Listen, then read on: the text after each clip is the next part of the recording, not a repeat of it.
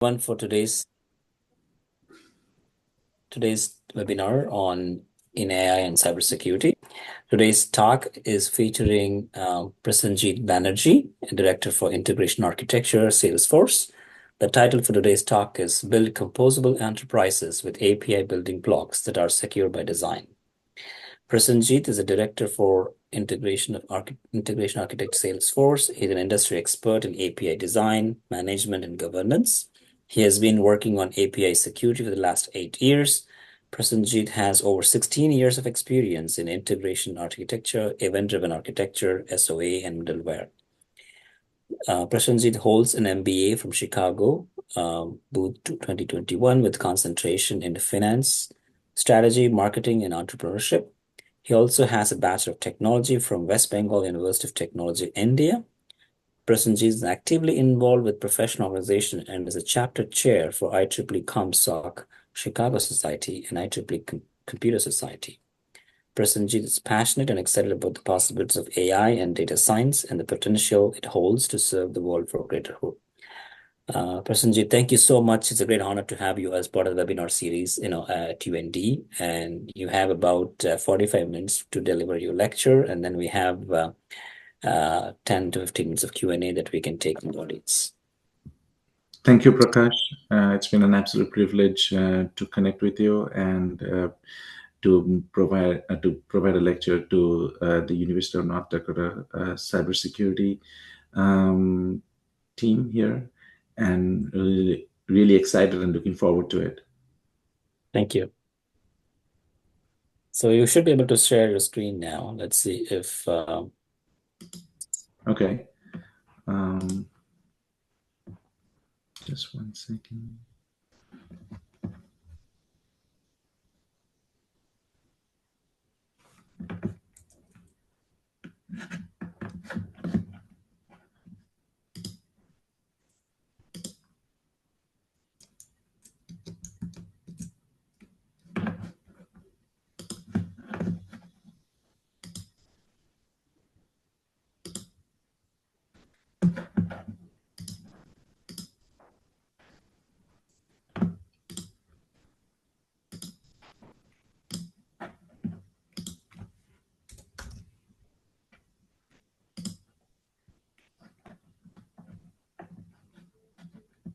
Is there something going on in sharing? No, I'm just trying to make sure that I'm getting the right screen up.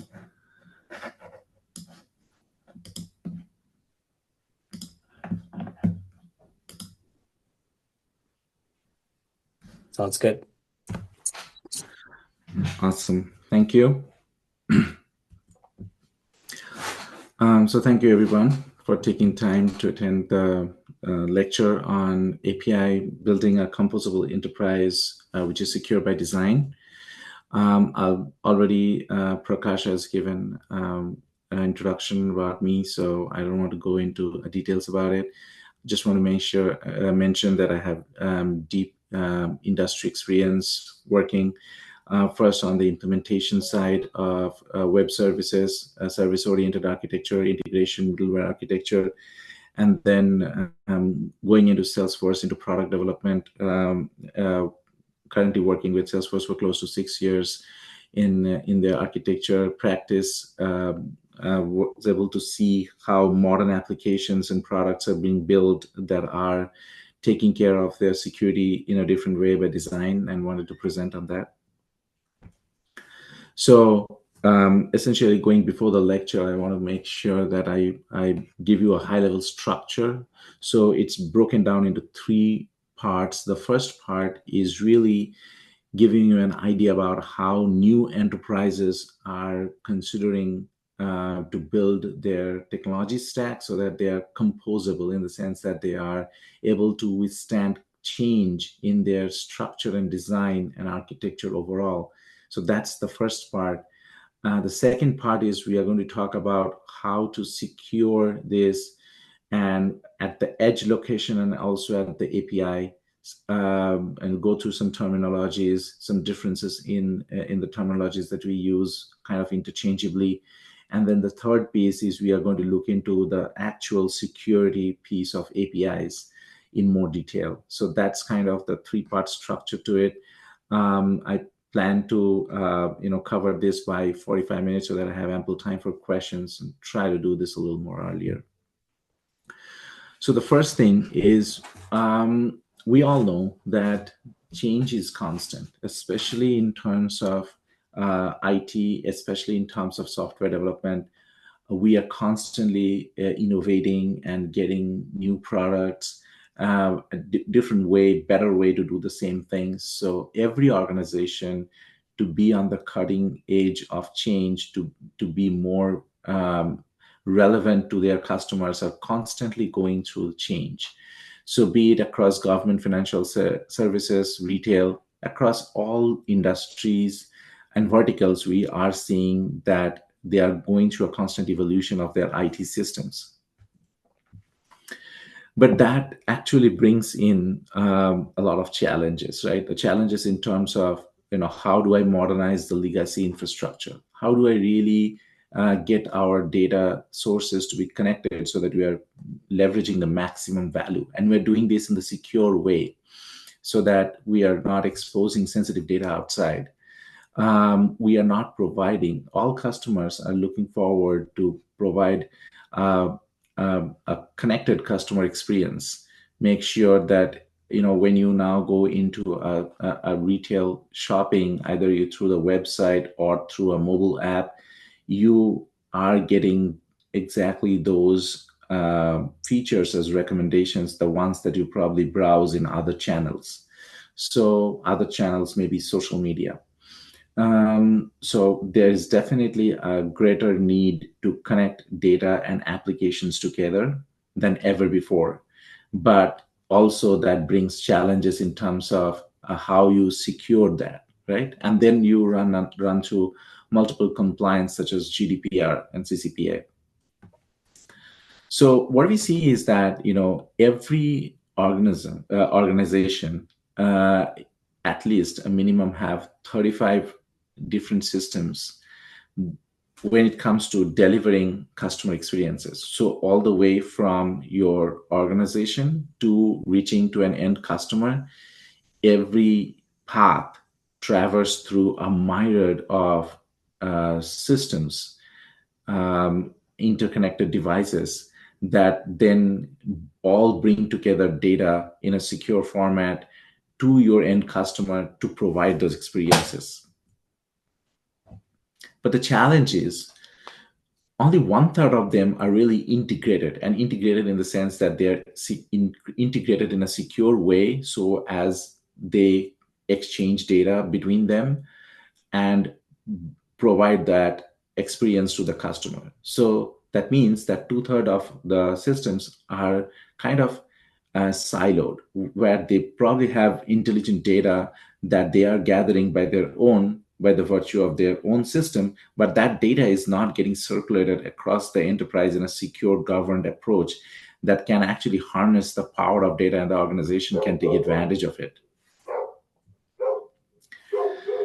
So what's happening is essentially the IT organizations of all these organizations are kind of spending most of their time in integrating these systems, building some sort of a spaghetti mesh instead of really innovating and building out, new systems that actually help their business to get to market new products and services. So this vast ecosystem of interconnected systems, when you look at point-to-point, peer-to-peer integrations, they have some bottleneck, and they're rigid and brittle. So let me explain why we say it's rigid. It's rigid because they are all point-to-point, and point-to-point integration is fast. So you want to connect system A to system B. The best way is to kind of, directly build out some integrations between these two systems. Maybe sometimes not leveraging middleware, maybe sometimes directly calling one API from the other, maybe not even API, maybe you just, connect these two directly, through a JDBC connection, get the data directly from the underlying database through a driver. It's fast, it's effective. The problem is that tomorrow you have to connect with another system, then tomorrow with another system, then tomorrow with another system. So it really goes on in the NC2 mode, right? It really goes on in that combination mode, and it increases over time. Now the complexity is, let's say one of the underlying system change. You have to go across all those points and make the changes so that it doesn't break. So that's why it's brittle. That's why it's rigid. That's why it becomes very difficult. And IT has to spend about 80% of their time to kind of maintain these systems rather than to really leverage that same time and the same resources to kind of build new systems or build systems that provides greater value. So that's why what we have observed in the last 5 years is that there is a better model, and that better model is coming up, is that a better way to integrate systems so that they are not connected or hardwired directly, and that brings in more reusability. So instead of having this interconnected systems, it's better to adopt a model that's more composable in the sense that if there is a change at one point, you can make the change at that single point and make sure that it is able to cope up with the whole ecosystem. And so you are getting into a system of composability. You build one facade on top of a system, and that facade is responsible for all the outgoing integrations from that system to the other systems. And the best way to leverage that is in the form of APIs. So this is what the new operating model is. The emphasis on consumption. The emphasis is on, like, if you are leveraging an API, and if you are building an API that's on top of one particular system of record, make sure that that API is leveraged to communicate from that system to every other system. And that way, as you build each and every system, you build a facade of API on top of that system. And that's how you connect through the APIs and not directly hardware to the underlying system. And so as and when you grow your organization, you deliver new projects, every project is built on top of those same building block of systems. And every time you just create one or two new APIs that are very specific to that particular project. And then overall, your assets grow and you get better usability every time you undertake an additional project, because you still have those fundamental systems. For example, if you look at this particular diagram here, you have customer API, you have built the loyalty API, you have built the product API. They are now the fundamental building blocks. And now every time you kind of undertake a new different initiative, a new different project comes in, every time you build a particular API on top of the existing APIs, so you're getting the reusability out of those, out of the existing APIs. And overall, as the ecosystem evolves, you kind of build a network. And this is a network of APIs. And this network of APIs have these peripheral systems that are, so for example, the SAP system, a blockchain system, underlying database system, a Salesforce, which is a CRM system. They are all connected via APIs. So let's say you have to kind of swap out one system with the other. Let's say you decide that you want to upgrade your CRM system from SAP to something else. Hopefully you don't do that because it's probably the number one CRM. But in case let's say you decide, all you do is you make changes to this API, you take this system out, you bring another system in, everything else is working through this facade. So everything else stays the same. You don't have to go and make changes to every other integration layers. And So you're making the change at this point and you're all good. So that's the new model that a lot of enterprises have leveraged over the last 5 to 10 years, be it microservices, be it APIs, however you want to call it. This is the model of governance. This is the model of the new form of integration that everybody has come with, that we are servicing. So this allows for discoverability of assets. This allows for easy management and security. This allows you to kind of apply policies through a single pane of glass. Make sure all your APIs are secure. You don't have to put that security into those applications. You can do it through a policy layer. And we're going to talk about that, how you govern this system, how you what policies you put in, how you make sure these systems are secure. But it's important to understand that this is the fundamental structure through which modern enterprises are evolving. So when we discuss the security, when we discuss about policies, about governance, we are going to assume that all the systems underlying are delivering their experiences, their processes, and their data through APIs. And that's what I was saying. This, what I'm saying is not something net new. This is, if you look at all modern enterprises, for example, Facebook, Twitter, Google Maps, Twilio, USPS, FedEx, Stripe, they're all delivering through APIs. There are a marketplace of APIs, and these APIs are kind of forming the building block of modern enterprises. So, for example, if you see something on your mobile, which is like a retail shoe store, understand that that is ultimately a composed application that are talking to a bunch of APIs that are helping them to deliver those experiences to the customer. So this is how it kind of comes together, right? This is how the APIs. So in an API-led connectivity approach, we typically, or we logically segregate into 3 different layers. One is the experience layer, one is the process layer, and one is the system layer. The experience layer is where you are catering to the channel of experience, which is, for example, if the channel is mobile, you have a mobile API. If the channel is a big browser, you have a web app API. Now, obviously, the experience for the mobile will be different than the experience for web app. In web app, you're probably going to get more data, fetch more data, show more stuff, provide more promotions. In mobile API, it's going to be lightweight. You want to make sure that you're showing finite data within the screen, particular mobile screen, to make the experience more seamless. So that's the experience layer. The process layer is where is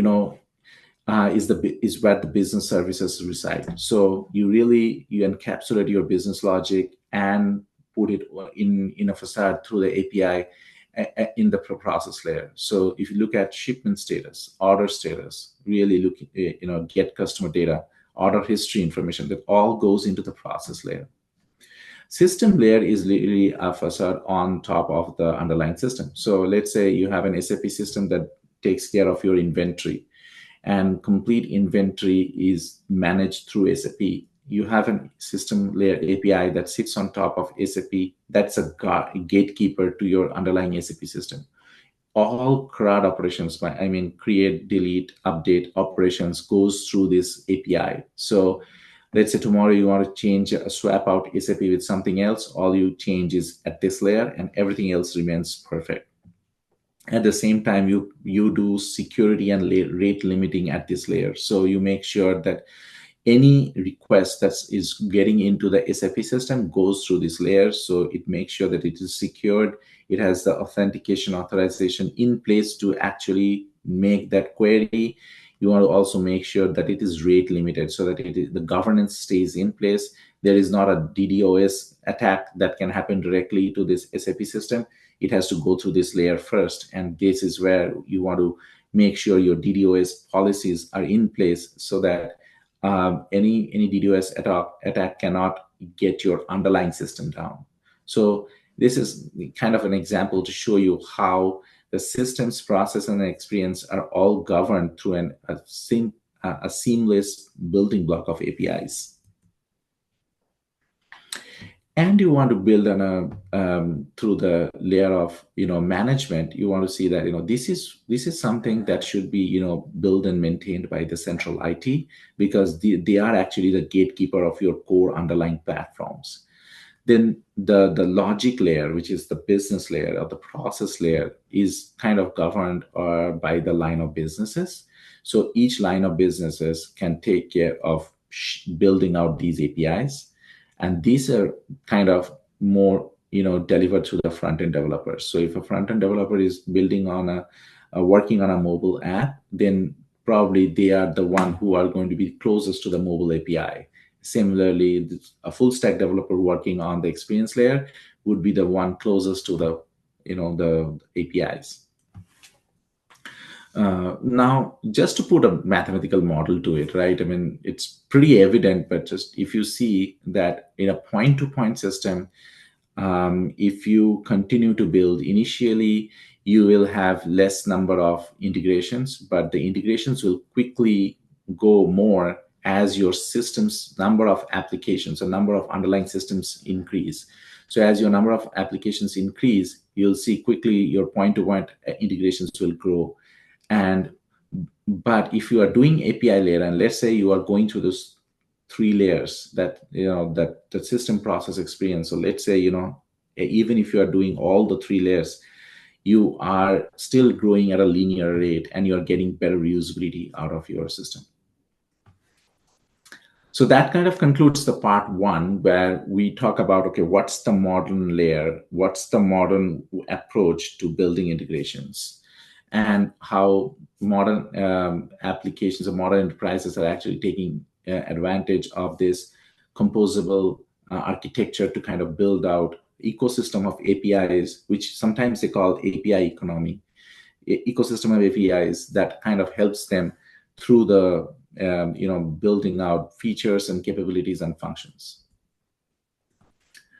Now we get into the second piece. The second piece is around how you secure this thing that you are building, because security is now paramount, right? I mean, it's number one. Business understands it very well that if you are not securing, and if you are going into cloud, you can bring your business down any day with lots of vulnerabilities and lots of applications that are out there. They are constantly looking for vulnerabilities, right?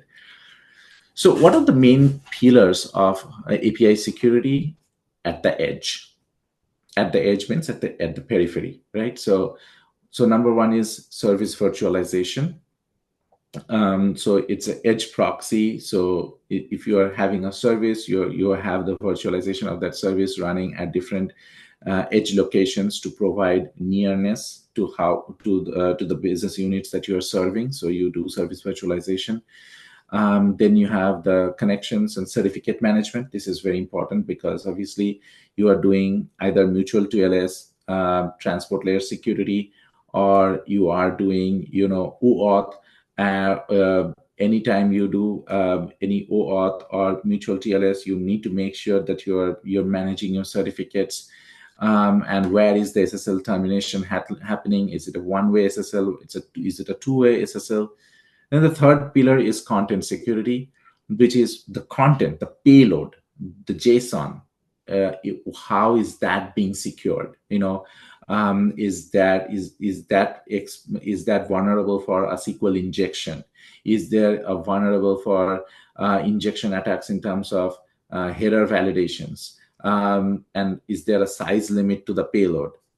The fourth is quality of service. How do you make sure that you are not exposed to a denial of service? Like, so if there is a malicious attack that constantly happens to your application, how do you make sure that you throttle it? How do you make sure that you do rate limiting? We're going to talk about rate limiting and throttling So that's the quality of service. How do you make sure that you provide the quality of service? And application level denial of service. So again, through a mix of rate limiting, request response inspection, how do you make sure that the application underneath the API is secure and robust and is not exposed to these external factors? Then there's another term which we want to clarify, which is like, how do you do tokenization? Now, what is tokenization, right? So tokenization is really like when you have sensitive data, let's say a credit card, date of birth, social, that is going through an API, for example, a payment gateway. You have to provide that, right? Now, how do you make sure that it is not exposed as it is? It is tokenized. Now, there are two options that you can do. One is you can do encryption, you can do tokenization. What's really the difference between encryption and tokenization? When should you use what? Let's see, right? So no cryptographic algorithm can be applied to the token that would derive the original clear text sensitive information. So tokenization, if you are doing tokenization, then there should not be any cryptographic algorithm to reverse tokenize it. In the sense, what you're trying to say is, unless you have the key, you should not be able to de-tokenize the information. That's math. So basically, the token is the value that is mathematically independent of the original clear text value, right? So looking at a difference between tokenization and encryption. So when you're doing an encryption, the masked original data cannot, and the original data set cannot be readable without the encryption key. The downside to encryption is that it could be distributed to multiple applications for decryption. The encrypted data could also be available in the same domain, increasing the risk of a data breach. If you're leveraging tokenization, then it is kind of mathematically independent of the original clear text value, and you still maintain the same format. So the important thing is, sometimes we have validations built in place. And if you're using tokenization, then you have an option to keep the same format but change the content. So a credit card number will still have 16 digits, and it will go through the form validation, the format validation, if you are tokenizing it. But it is not possible to get the raw data without the decryption, right? But with the encryption, that's not the case. If you are encrypting it, you may lose the format, and if you have format validations in place, all those validations will break. So business drivers for tokenization is kind of risk mitigation. I mean, you all know that we had severe data breaches across Target, TJ Maxx, Home Depot. So if you are doing tokenization, you're making sure that sensitive data is not going through open text files. Sorry about that. It's not going through open text files. It is more secure by design. And the growth of big data analytics solutions also depend on tokenizations, because they ultimately, when they are building the layout of their analytics, they go through those format validations. And if it's encrypted, sometimes the format is not preserved, then those breaks. And so big data analytics also typically favors tokenization over encryption, so that when the real data actually do come in, then it is make sure that the format is preserved, but at the same time, it's able to hash out those in the visualization. So you can see, right, if you have a tokenization policy, a credit card number still looks like a credit card number, although the numbers have actually gone through differences. And you can have these options to say, okay, preserve the last four so that it goes through some validation process, right? But let's say if you're doing an encryption decryption policy, then an encryption decryption can an encryption can be completely different. I mean, so if you're going to an encryption, then you can see the same analytics without exposing sensitive data. So obviously encryption does help, but at the same time you have to see whether you want to go for format preserving encryption or format masked encryption. And the third thing is data masking.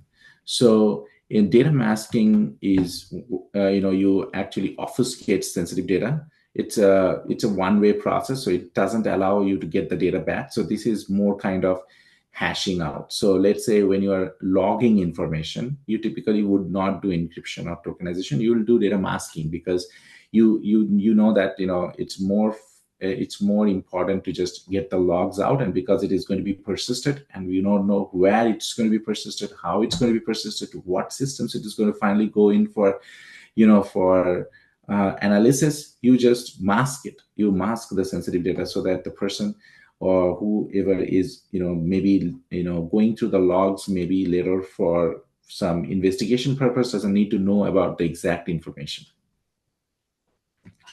So that concludes kind of the second piece of the lecture, which is talking a little bit about different terms. In terms we use kind of interchangeably in while talking about data security or API security, which is around encryption, masking, tokenization. The third piece is where we are really going to look at API security as a whole and how we kind of think through the different layers of API security, how APIs needs to be secured, at what level. And so this is the last piece we're going to talk about. So when you're thinking about security, we all talk about the CIA triad, which is confidentiality, integrity, availability. But we also talk about, nowadays, we also talk about authorized storage and safety.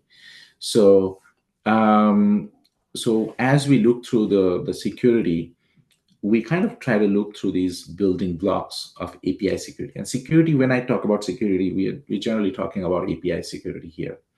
So the first piece, the most important piece about the security is authentication.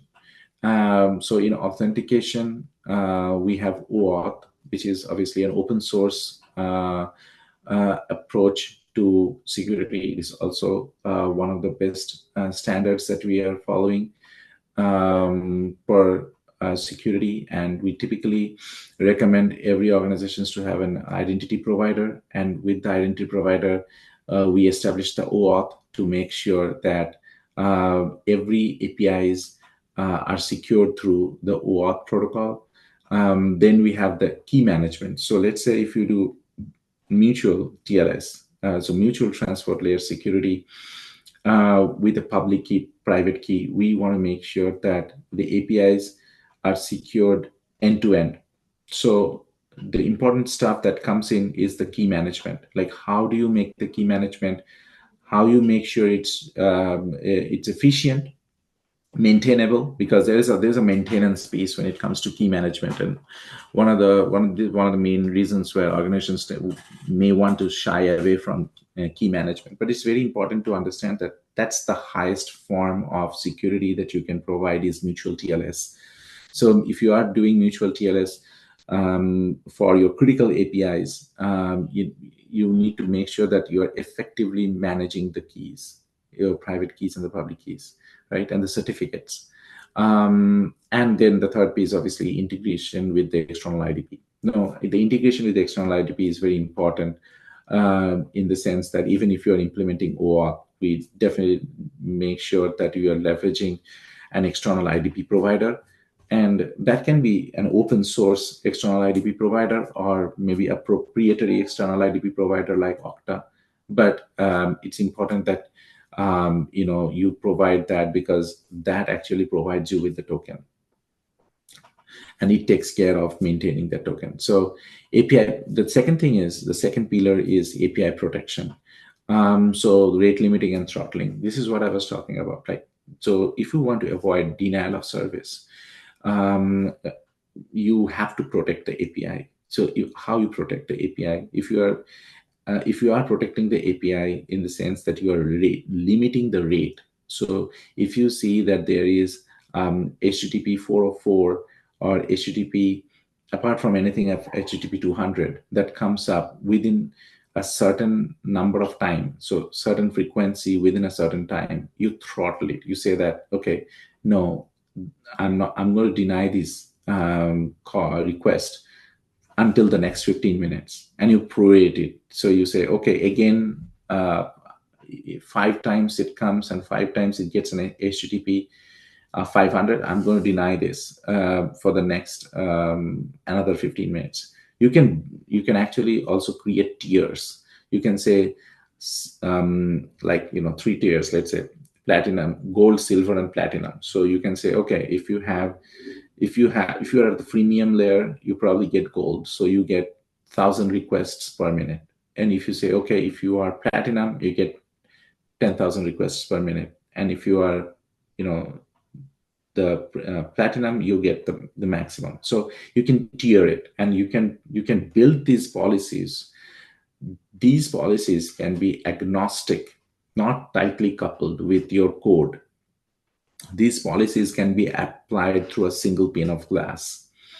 These policies are independent of how the underlying APIs are built and managed. So if the API, it doesn't matter whether the API is built in Python or Java or Golang, you administer policies through a single pane of glass that actually just is an XML or a JSON that sits on top of the API.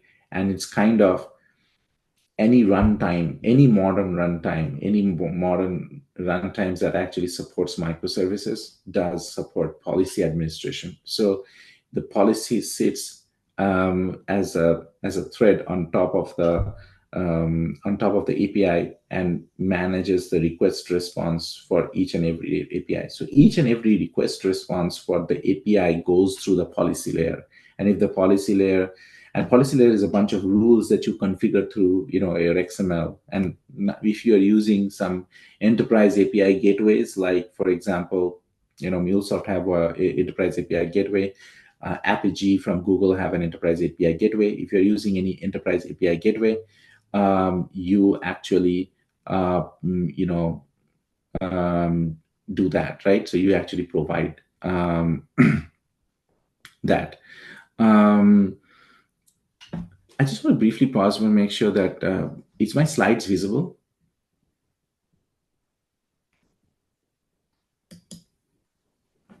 Yes. Okay. Yeah, because I don't see it here, but I'm assuming it's visible, so I just want to make sure. Yeah. Okay. The second piece is the JSON XML thread protection.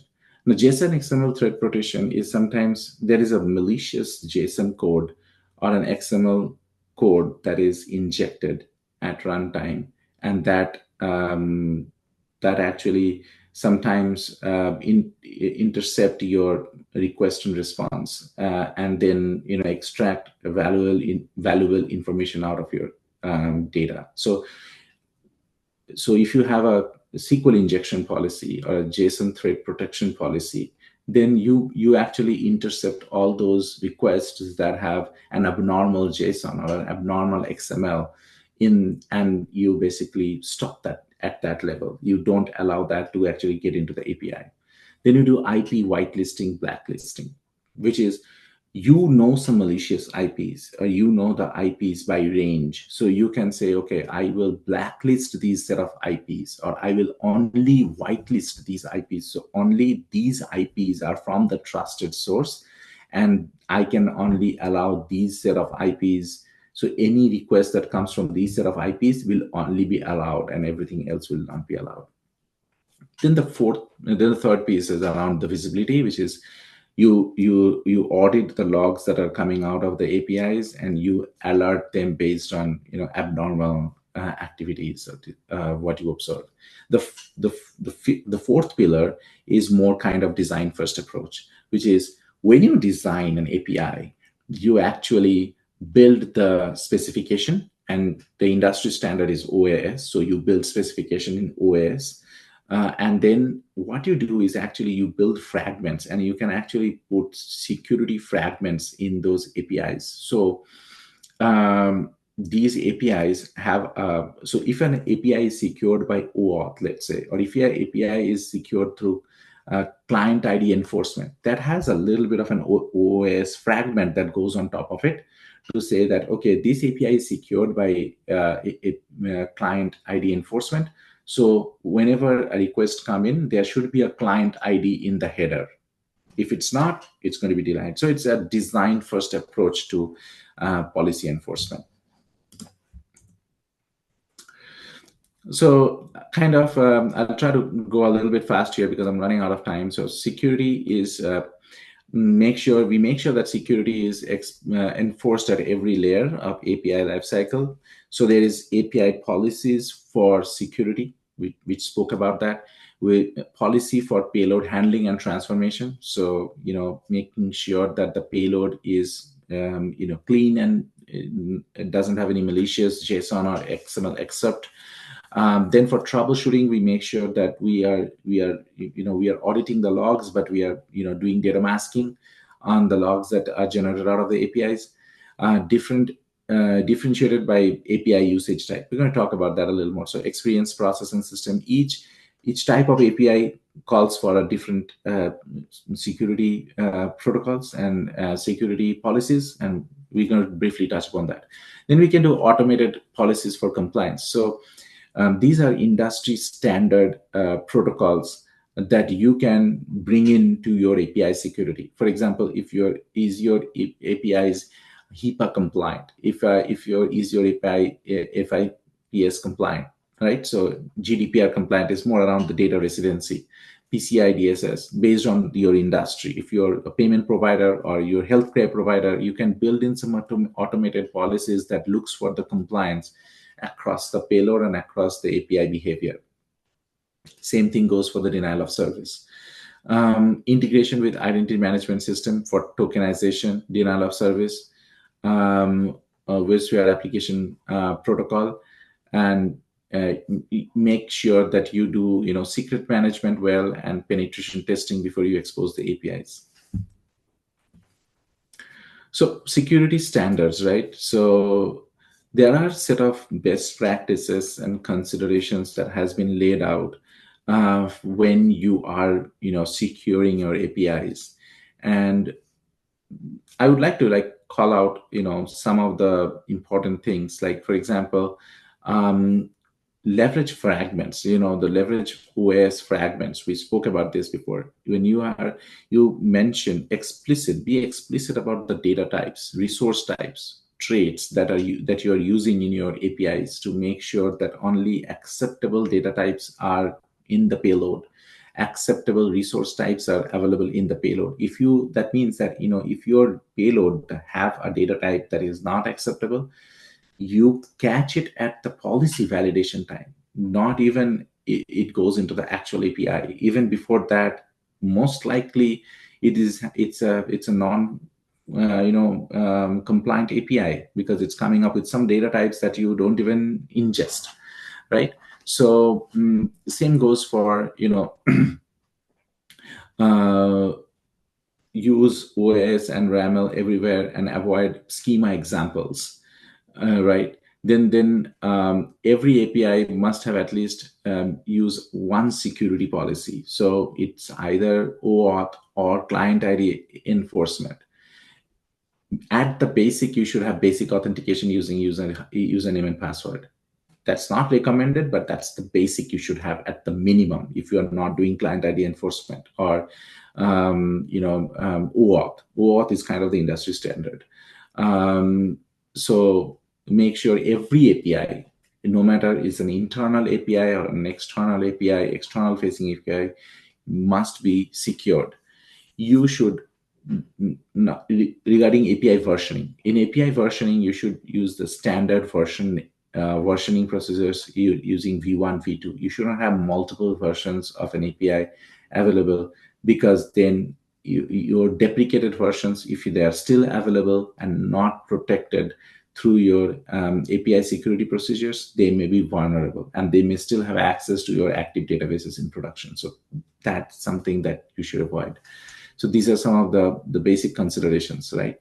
Now, if you want to take these and break them down, you have security considerations across identity management, where you provide role-based access control. You provide the delegation of authentication requests and access control over the existing IDP. Make sure you're using OIDC or SAML2. These are industry standards and helps with identity management.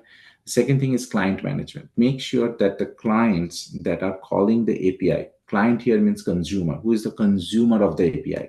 The consumer of the APIs are already registered, so that they are registered to use the API. Every time they're registered to use the API, they get a token. So it's called a client enforcement token.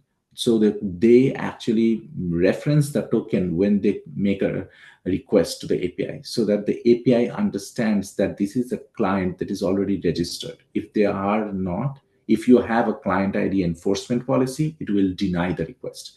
That's very important in terms of security. Data residency. We know that data residency is becoming a big concern. Europe has got GDPR. US is almost in a process of finalizing data residency requirements as well.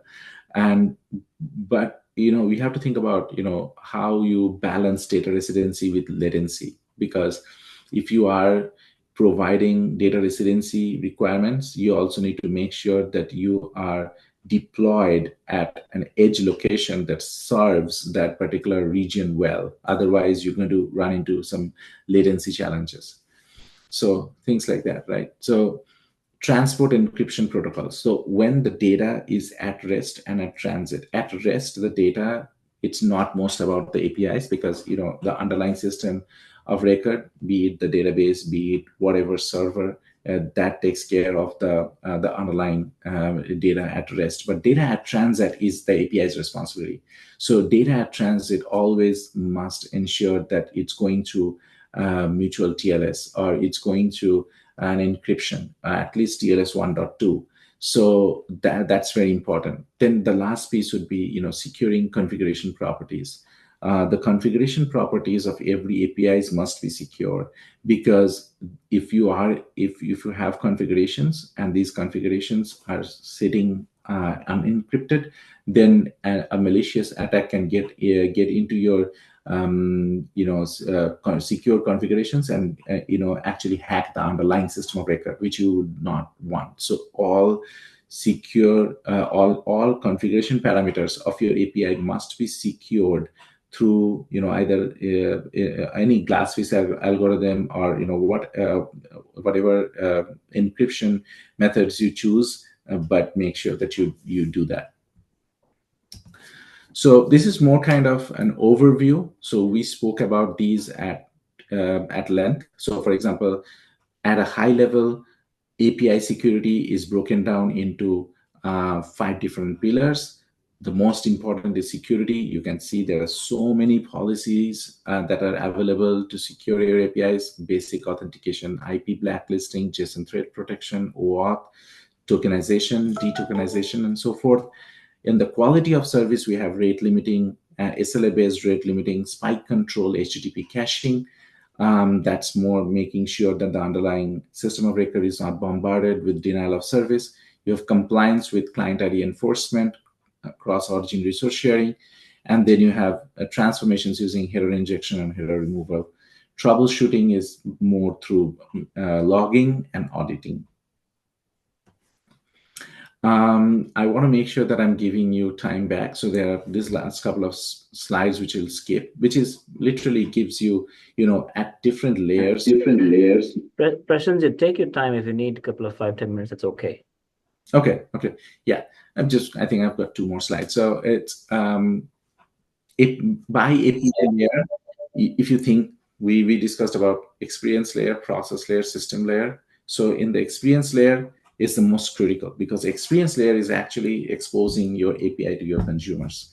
So there it's mandatory, it's must that you have OAuth 2 or JWT validation. You have client ID enforcement, so that external consumers who are talking to your API the API must know who is your consumer, and that comes through the enforcement. Then the second thing is, spike control. You need to make sure that if there is a spike in the request, you are able to control it, and it is not, blocking down your underlying system of record or API. The process layer is more around the business layer. The business layer is the best practice recommendation is you do not expose the business layer directly without the experience layer. Sometimes we have seen this very common with with all the different organizations that we work. We see that the business layer is exposed. The business layer APIs are directly talking to the external consumers without the experience layer. These business processes are critical to the organization. These business processes, for example, order status, let's say order status API, if it's directly available to an external agent to call and get the order status, there is the risk is that a malicious attempt on the order status can bring your business process down, so it doesn't only affect that particular channel of experience, it actually affect the entire organization. So what we kind of recommend is, like, let's say order status is an API. You have an experience layer for the order status API for that particular channel. So let's say your channel is a supplier, or a channel is your distributor. So your distributor directly calls the experience API that is very specific for the distributor, and you that way that distributor experience or order experience API calls the order status API. That way your internal business process API order status is kind of isolated from the external system, right? But then again, OAuth preferred, basic authentication mandatory. If you are making sure that it is absolutely internal facing, at the minimum, put in basic authentication, and do put in client ID enforcement and JSON thread protection. System APIs are, again, absolutely not supposed to be exposed to the external consumers, because it has become a huge threat to bring your system down. So system APIs are just supposed to be the facade on top of your systems. They are supposed to be, the gatekeeper of your system. So at the minimum, you should have basic authentication to that API, but you may not have all the fancy security in place, because it is kind of the whole thing that we are trying to say here is that it is not exposed. So business processes only call the system layer. It's not being called by external agents or external systems. If you want to classify them by audience, so if you say, okay, I have public facing APIs, and then I have user authenticated user sync APIs, and then you have system APIs, then again, on the public facing layer, you have rate limiting, you have spike control, you must have authentication, authorization, and rate limiting. So make sure that your system, your API doesn't get bombarded with external requests that are malicious or denial of service attacks. On the flip side, if you're having service, which is more kind of an ETL or batch, at the minimum, it's not exposed outside. At the minimum, have basic client authentications built in place. If you are now classifying by subtypes, such as if it's a SaaS, like software as a service, cloud-based to legacy, again, what we would recommend is that you have rate limiting, OAuth, client ID enforcement, and spike control. If it's more kind of a batch, like for example, secure scheduled services is what we call batch. Nowadays, actually, batches also are exposed as business services, right? Not exposed outside. We should never do that, but exposed within the organization as business services, even if it's a batch process, right? So because you can take the advantage of event-driven, of asynchronous calling. So JSON XML thread protection at the minimum, and basic client. So within customer center, if you know that this is, you have a set amount of clients that are going to call it, do IP whitelisting and basic client authentication.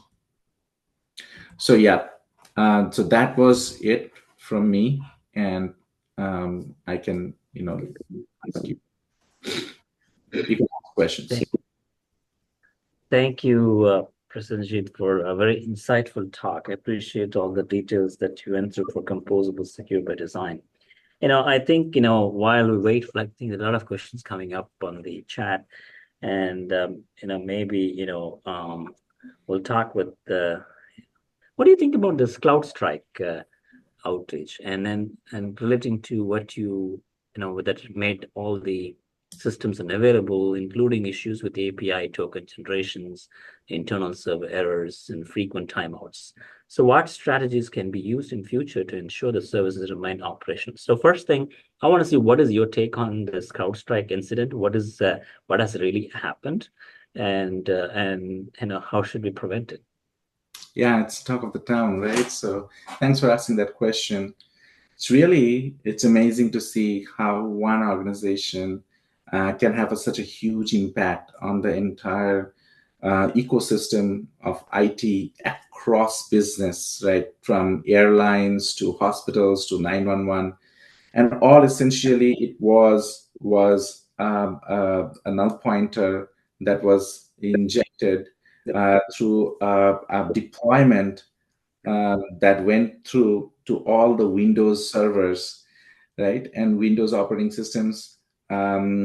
So while it is not a security threat, it was not a security threat. This gives us a great chance to reflect on how we can decouple, because it essentially became a single source of failure, right? And we all talk about distributed architecture, we talk about avoiding a single source of failure, but it really became a single source of failure. So I would rather actually talk about how it's necessary to decouple system of records from the systems from where we from the system of engagements.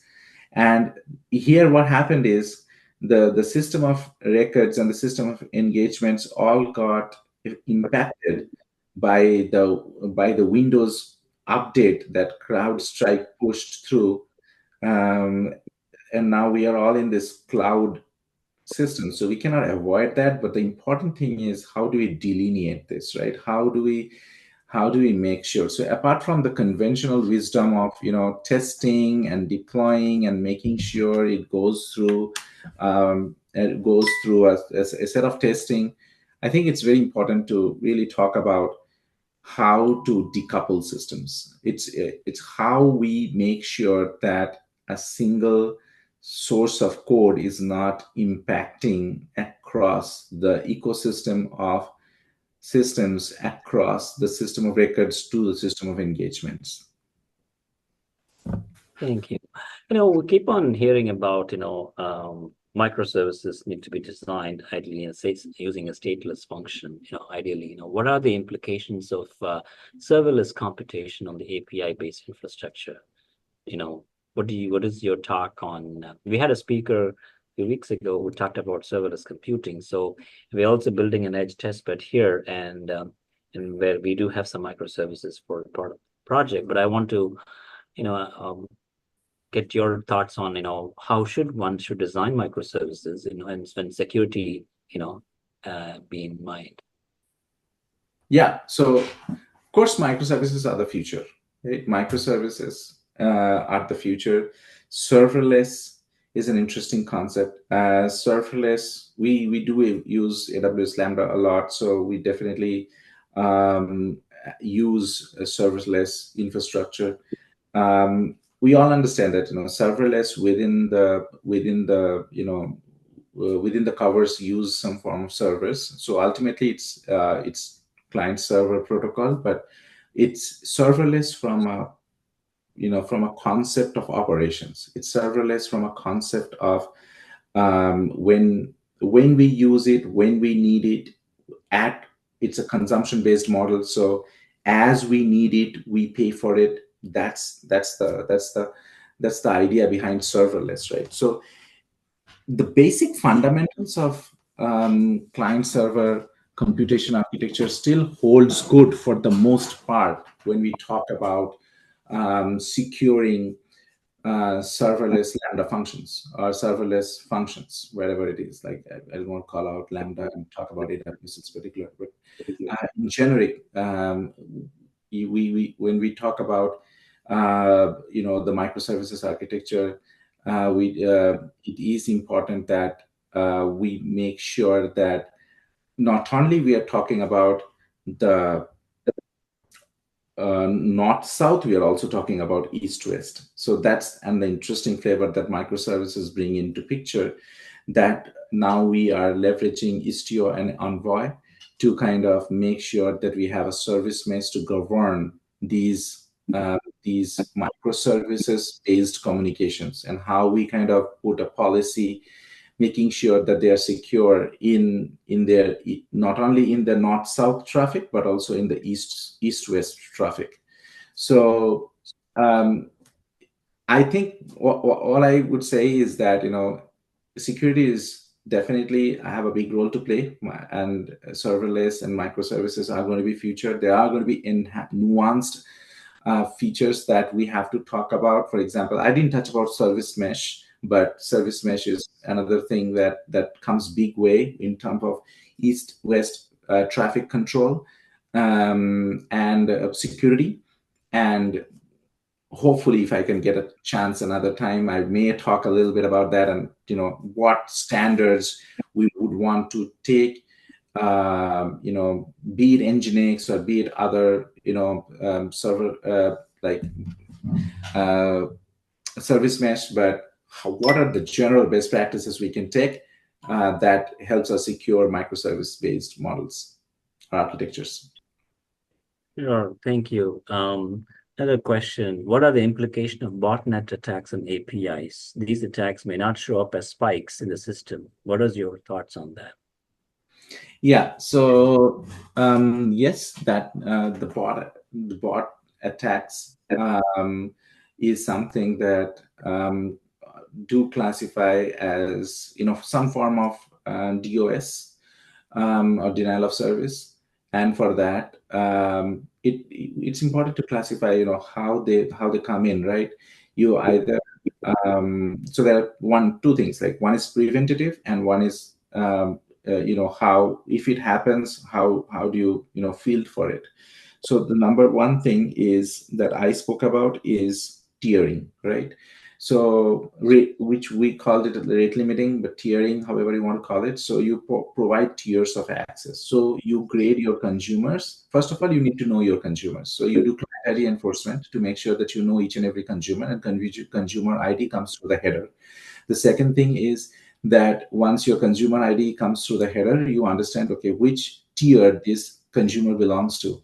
And you make sure that you grade your consumers. If it's an external facing APIs, as most of these bot attacks typically are vulnerable to, make sure that you are actually defaulting them to a freemium tier, so that you make sure that you are rate limiting them appropriately.